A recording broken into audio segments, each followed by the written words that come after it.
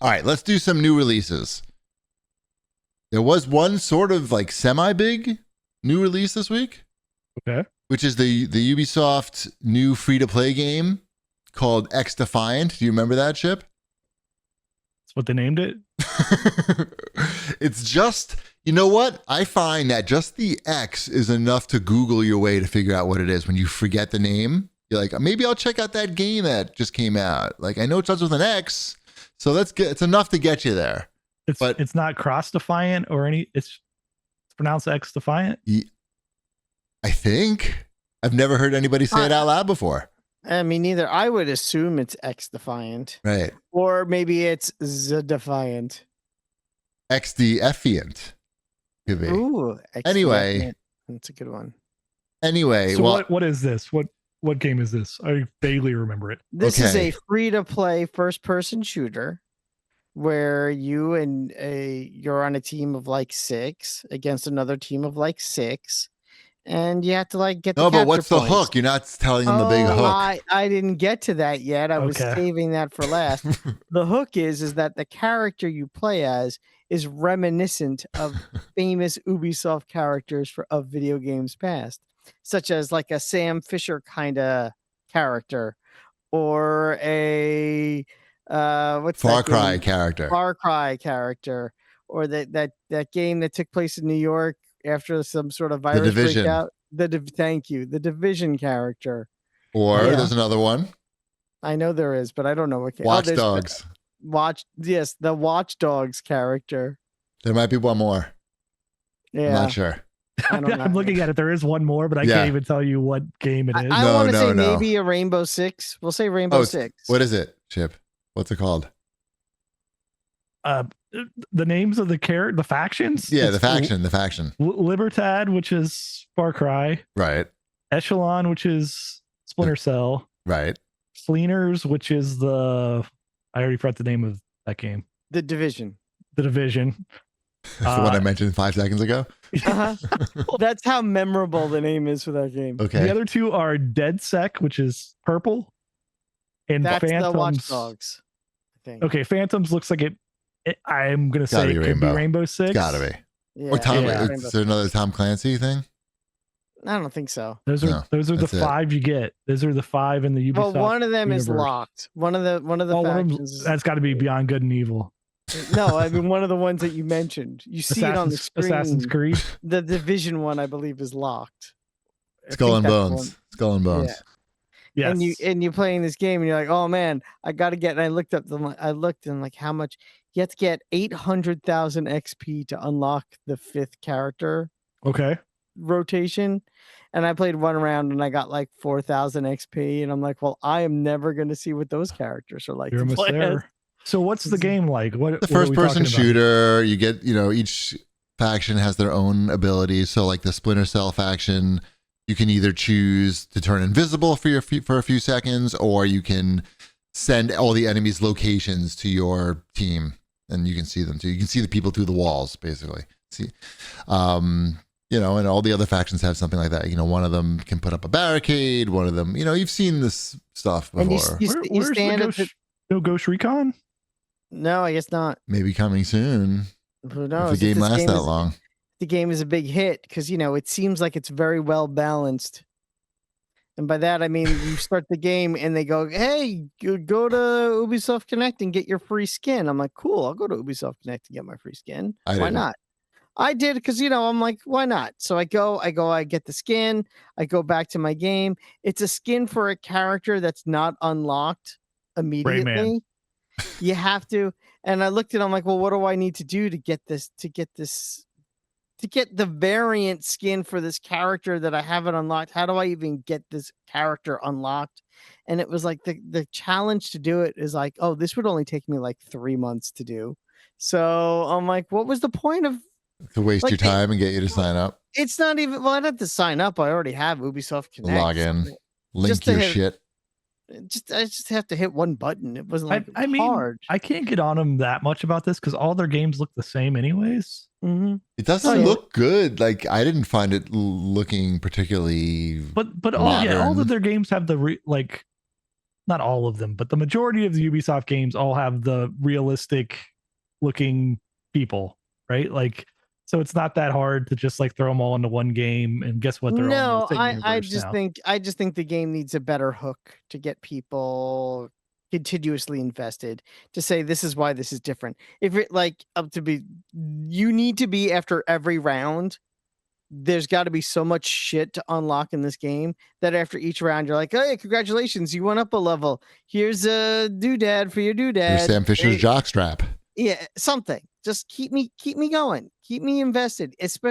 Maybe it slows down as the game goes on, but in the early days of this game, you got to keep people hooked and you got to keep them invested, and they are not doing that. Again, the one free unlockable you can't even use when you unlock it is one of the dumbest things I think I've ever seen a major game studio do in a long time. It's Like, it's a fast game though. Like it's not like Rainbow Six. It's you're running fast and you're dying and you're respawning like in a second. You respawn like it's like I don't even know why. It's the opposite of Rainbow Six, which I guess is why they made it. I don't know, because they have Rainbow Six, which I think is doing very well. They also have Ghost Recon. They also have Rainbow Six, which is doing quite well. Right. Mm-hmm. The majority of Ubisoft games are very similar. They just play at different speeds. I will make a prediction that this game will not go far. It may. I do not think. I don't think that this is going to the cat. I mean, look, I played 20 minutes, but for what I played, I don't think it does anything new. I don't think it does anything particularly well, other than here are some characters that you remember from some other games that you might have some sort of connection to. Not the characters, though. No. Randos dressed up as those characters. Here's some cosplay for you. Yeah. Right. So I don't think any of those things are enough to sustain a free-to-play game like this, which actually is not easy to do and costs a lot of money. They might figure it out. They've got something look, there. Hey, look, they might. I don't know. But it doesn't, it reminds me of that other one that didn't go very far that they made. That one? Yeah, remember that one that we can't name? Mm-hmm. Yep. It was called, I'm going to get it before you. I don't remember what it was called, but I know what you're talking about. Hyperspace? No. Maybe?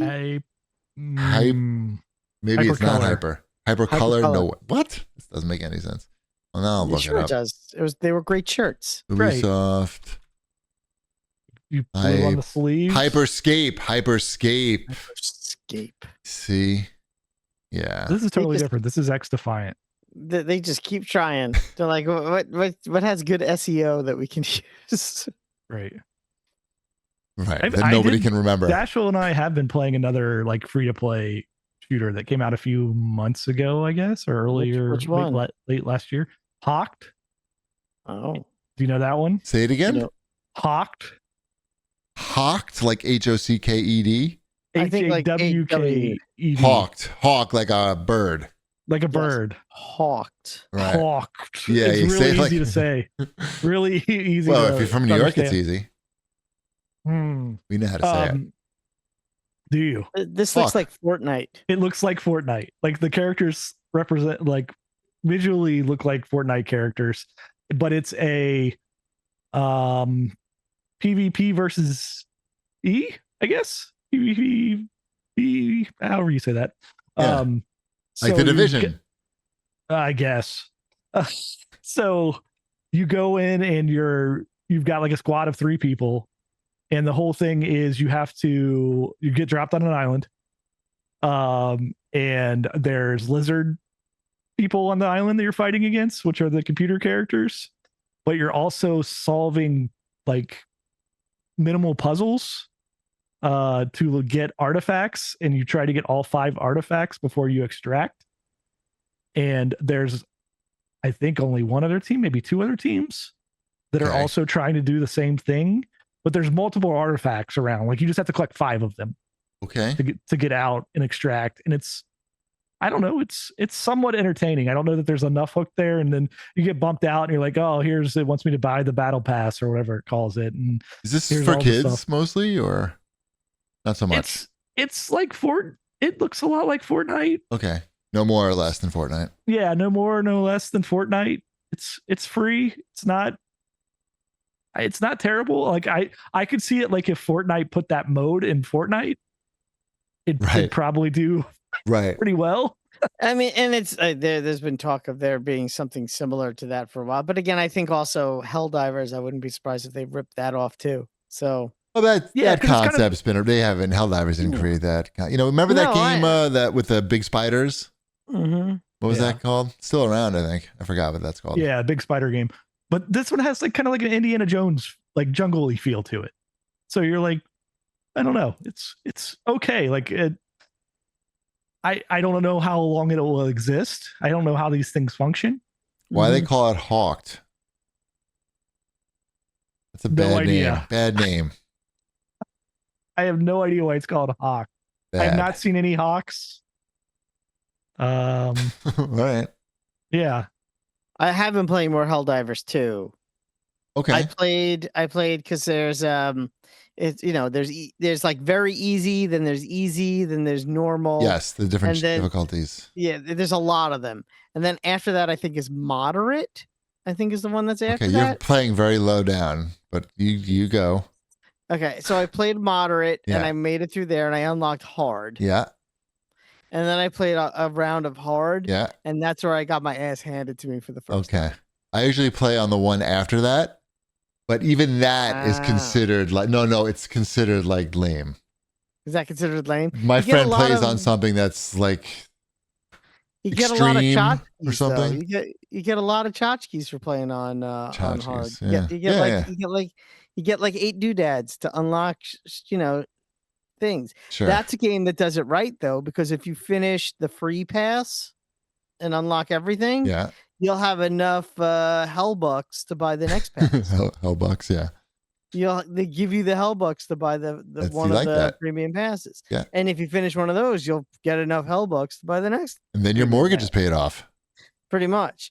But it's interesting that they give that game the ability to continuously play. Well, I mean, you have to buy it. It is a $40 game, but it's a $40 game where all the passes essentially can be free if you play the game. Right. And I find that to be sort of interesting compared to a game that's, no, people like the monetization of that game. No one's complained about that. They think I know, but I think there are games that could learn something. That could learn from that model. The other big release this week was what was that called? Hellblade. Hellblade. The opposite of Heavenly Sword. How can you forget this?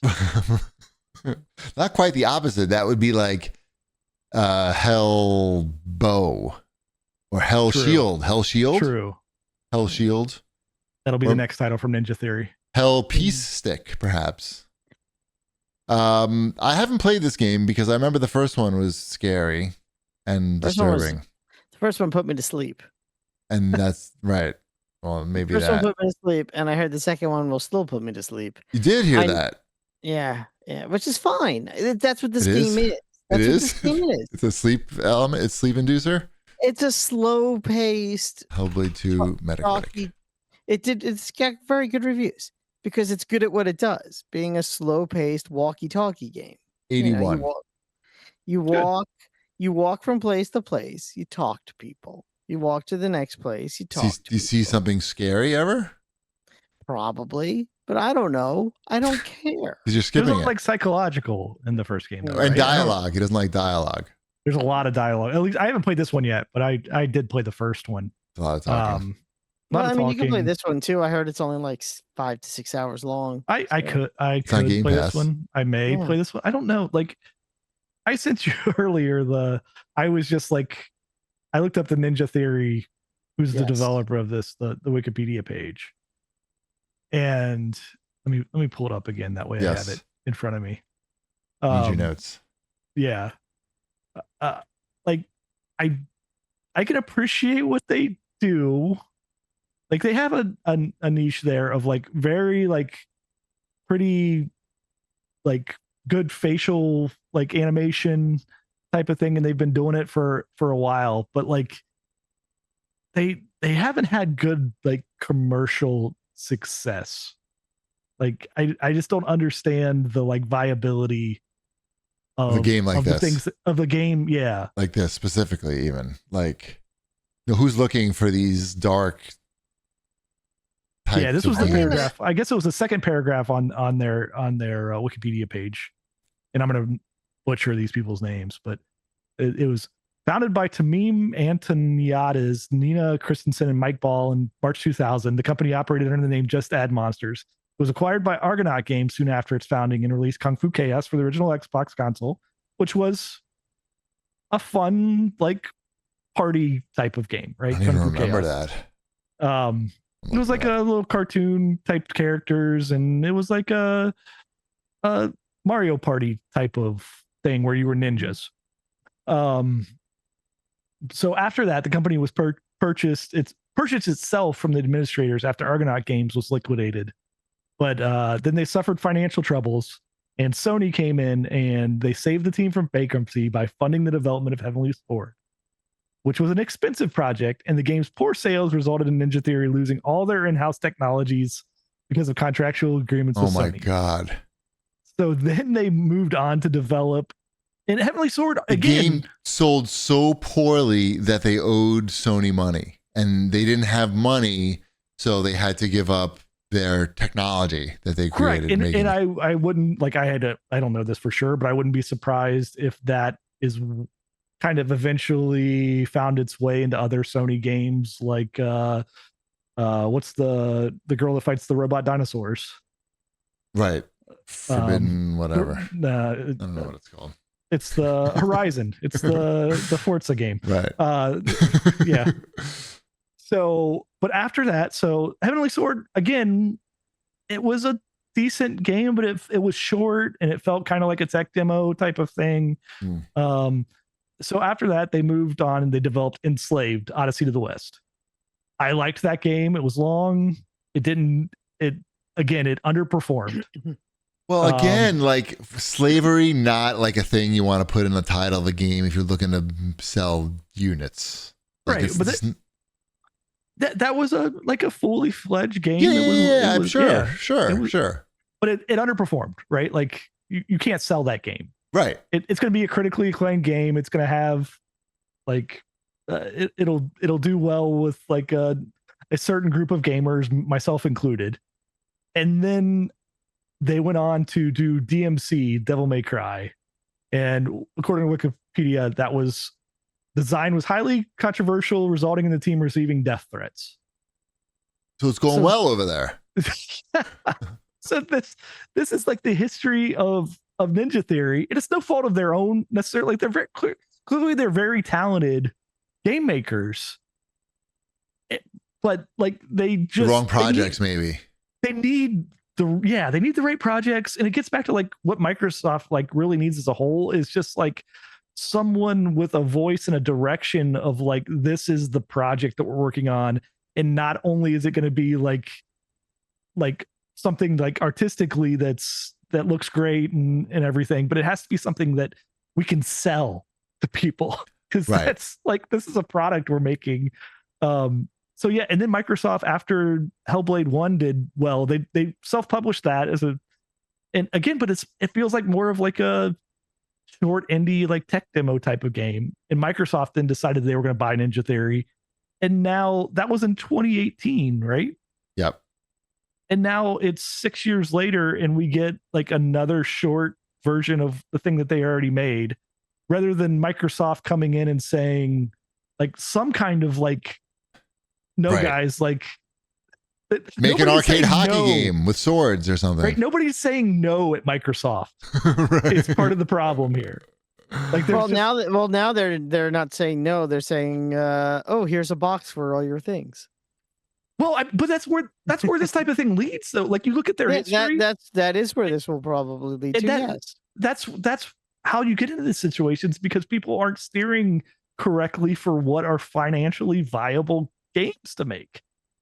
Like, you have to look at these games and go, like, are we gonna make money on this? Like, read the room. Maybe this game was cheaper to make than we think. We don't. Probably not. It took forever, right? It's 6 years. Right. I was trying to be nice. Well, it's No, not, I it's not a think question of being nice. It's No, like, it is not me. Like obviously these are very talented people and they're I mean, good at what maybe they do. were working on other things for other Microsoft projects while working on this, and that's why it took 6 years. Yeah, it does say they've been working on virtual reality games as well. So maybe they were working on like these guys like, maybe not interested in money. They just want to, maybe they want to work and just be giving up like the stuff that they create because they owe money by the end of the project. Sounds like that's the path they're taking, unfortunately. But maybe they don't care. They want to make what they want to make, and I can appreciate that too. Yeah. But like it's at some point, like it's like, gotta eat. all right, Microsoft, you've bought all these studios. You have to like tell them like they're doing these type of games. Like this is like you have to get behind it, like and either make Hellblade like a thing, or you're just kind of like putting it out there in the world, like as like, oh well, the last one was critically acclaimed. Here's another critically acclaimed thing that we can't really monetize. They should be making a Ninja Battle Royale game. Nah, just kidding. But it's probably better than Hellblade if you want to make money. Yeah, I don't think so either. I don't think we need any more battle royale games. No, I'm just joking. Is that it for new releases? Yes, Ghost of we're- Tsushima came out on PC, by the way. That's great. It looks fucking crazy. I saw like it has full widescreen support.